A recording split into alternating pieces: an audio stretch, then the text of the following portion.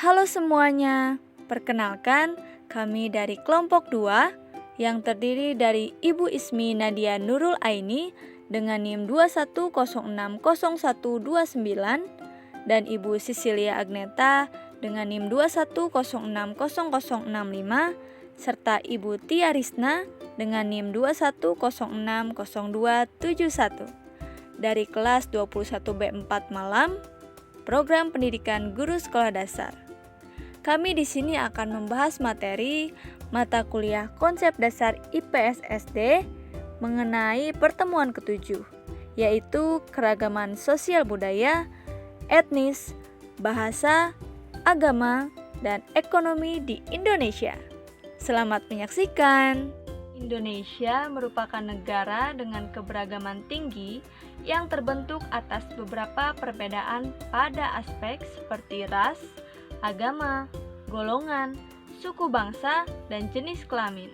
Selain itu, keberagaman di Indonesia juga dipengaruhi oleh keadaan alam yang berbeda pada tiap-tiap wilayahnya. Hal tersebut tentunya menghasilkan keberagaman ekonomi, wilayah, dan lingkungan.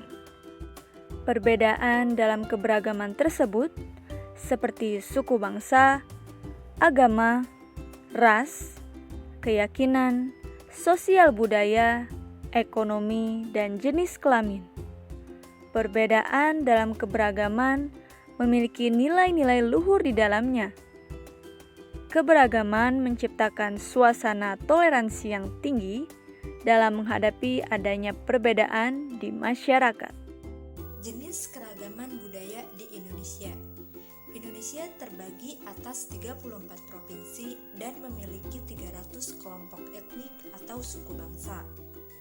Pada sebuah sensus yang dilakukan oleh BPS atau Badan Pusat Statistik pada tahun 2010 dinyatakan bahwa Indonesia memiliki 1.340 suku bangsa. Hal inilah tentunya akan mempengaruhi berbagai keragaman, mulai dari keragaman bahasa, rumah adat, upacara adat, kesenian daerah, pakaian tradisional, serta makanan khas setiap daerah yang ada di Indonesia. Yang pertama ada keragaman bahasa. Keragaman bahasa itu sendiri tercipta karena setiap daerah memiliki variasi bahasa sehari-hari tersendiri yang mereka gunakan untuk berkomunikasi. Bahasa-bahasa tersebut biasanya sudah ada secara turun-temurun dan dapat dipengaruhi oleh adanya bermacam suku, faktor budaya, letak geografis, ilmu pengetahuan, dan juga sejarah. Bahasa daerah yang banyak digunakan adalah bahasa Jawa, sebab sebagian besar penduduk Indonesia adalah suku Jawa. Contoh bahasa-bahasa daerah yang ada di negara Indonesia diantaranya di Provinsi Sumatera Utara menggunakan bahasa Batak, Nias, dan Mandailing. Di Provinsi Daerah Khusus Ibu Kota Jakarta menggunakan bahasa Betawi. Di Provinsi Banten menggunakan bahasa Sunda dan bahasa Betawi. Di Provinsi Kalimantan ada bahasa Bajau, Banjar, Bahau, Iban, Kayan, Kenya, Klemautan, Milano, Melayu, dan Otdanum. Dan di Provinsi Sulawesi Utara ada bahasa Bugis, Bada Pesona, Balantak, Banggal, Bantik, Babongko, dan masih banyak bahasa-bahasa daerah lainnya yang ada di negara Indonesia. Keragaman rumah adat. Keragaman rumah terjadi akibat dari penyesuaian pada setiap kondisi daerah masyarakat tersendiri. Rumah-rumah di daerah pegunungan tentu berbeda dengan masyarakat di pantai. Begitupun rumah di daerah dekat hutan yang didesain untuk menghindari serangan hewan buas. Beberapa rumah adat yang ada di Indonesia. Yang pertama ada rumah Krongbade dari Nanggro Aceh Darussalam, lalu ada rumah Gadang dari Sumatera Barat, ada rumah Selaso Jatuh Kembar dari Riau, lalu ada rumah Rakit Limas dari Bangka Belitung, lalu ada rumah kebaya dari DKI Jakarta, lalu rumah joglo dari Jawa Tengah, lalu ada rumah dalam loka dari NTB, rumah musalaki dari NTT, lalu rumah gapura Candi Bentar dari Bali. Rumah adat ini memiliki ciri merupai pura di bagian depannya. Lalu ada rumah Sunda di Jawa Barat. Rumah ini berbentuk panggung yang tidak terlalu tinggi. Pada bagian depan rumah terdapat tangga atau bisa disebut dengan goldog. Keragaman upacara adat. Pada banyak daerah di Indonesia, terdapat upacara-upacara adat yang sampai hari ini masih dijalankan. Bahkan, banyak dari acara-acara adat tersebut menarik minat dari turis mancanegara untuk datang dan melihat upacara adat di Indonesia dan tujuannya. Yang pertama, Pesijuk di Aceh. Aceh memiliki upacara adat yang dikenal dengan nama Pesijuk. Upacara adat ini biasa dilakukan oleh masyarakat sebagai ucapan syukur kepada Tuhan dalam acara pernikahan, rumah baru, naik haji hingga kelahiran. Kedua, Ngaben di Bali. Upacara adat Bali yang paling dikenal adalah Ngaben. Prosesi Ngaben merupakan upacara terkait kematian dengan membakar jenazah dan menghanyutkan abu ke laut atau sungai. Ketiga, Kasada di Jawa Timur. Upacara adat Jawa Timur adalah Kasada. Tradisi ini dimiliki oleh suku Tengger yang memeluk agama Hindu untuk meminta pengampunan dari Brahma atau Dewa Pencipta. Dalam upacara adat ini, suku Tengger biasa akan melempar beberapa sesajen ke kawah Gunung Bromo. Misalnya sayuran, buah-buahan, hasil ternak, hingga uang. Keempat, Mekikua di Sulawesi Utara. Ucap syukur juga biasa dilakukan di Manado, Sulawesi Utara dengan nama Mekikua. Para peserta upacara adat ini mengungkapkan rasa syukur atas pemeliharaan sepanjang tahun kepada Tuhan. Selain itu, mereka juga memohon agar Tuhan memberikan jalan dan berkat kepada tahun yang baru. Kelima, Dahau di Kalimantan Timur. Upacara Dahau di Kalimantan Timur dilakukan untuk memberikan nama kepada anak yang masih keturunan bangsawan. Ada banyak ritual yang dilakukan dalam upacara adat ini, hingga berlangsung hingga 1 bulan lamanya. Keenam, Ngebabali di Lampung. Ketika membuka lahan baru untuk berladang, masyarakat Lampung biasanya menggelar upacara adat Ngebabali. Upacara adat ini juga dilakukan ketika seseorang akan membuka rumah baru. Ketujuh, Pesta Bakar Batu di Papua. Upacara adat terakhir adalah Pesta Bakar Batu. Upacara adat ini merupakan ungkapan syukur sekaligus untuk bersilaturahmi. Prosesi upacara adat ini dilakukan dengan membakar babi dan makan bersama-sama. Setiap daerahnya di Indonesia memiliki keseniannya masing-masing, seperti seni tari, seni musik, seni rupa, dan juga seni teater. Kesenian inilah yang secara turun-temurun dilestarikan di negara Indonesia. Pada saat pementasan kesenian, banyak turis-turis mancanegara yang tertarik serta melakukan kunjungan untuk melihat dan juga ikut belajar untuk mempelajari kesenian-kesenian tersebut. Berikut beberapa contoh keragaman tari daerah di Indonesia dari masing-masing provinsi yang bisa kita ketahui. Provinsi Nanggroe Aceh Darussalam, tari Sedauti. Provinsi Sumatera Utara, tari Tortor. Provinsi Jawa Barat, tari Merak. Provinsi Jawa Tengah, tari Serimpi. Provinsi Bali, tari kecak. Lalu keragaman budaya selanjutnya ada pakaian tradisional. Pakaian tradisional atau pakaian adat merupakan salah satu bentuk dari identitas dan jati diri sebuah daerah. Busana ini dikenakan untuk mewakili budaya atau identitas kelompok suku bangsa tertentu. Beberapa contoh pakaian tradisional atau pakaian adat yang bisa kita ketahui.